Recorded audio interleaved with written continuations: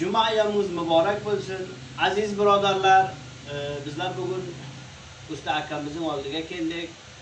Bir gaplashaylik deb. Bu usta akamizning rus tilidan xabarlar bor ekan, rus tilini bilar ekan. O'shaning uchun qiziqib qoldik. Endi ruschaga O'zbekiston, qo'shnimiz bo'lgan O'zbekiston mardumlariga o'z salom alayklari bor ekan. Shuning uchun bir video olaylik dedik.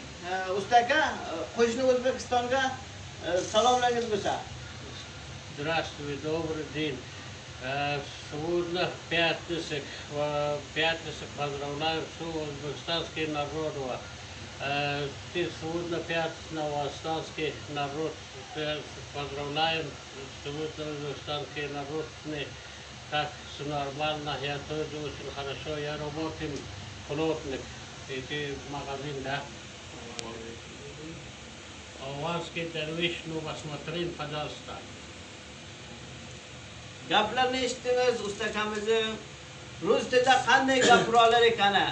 Aziz birodarim, bizlarga yozing, shu rus tili zo'r ekanmi, zo'r emas ekanmi, bizlarga fikr mulohazalaringizni yozing jigarlarim.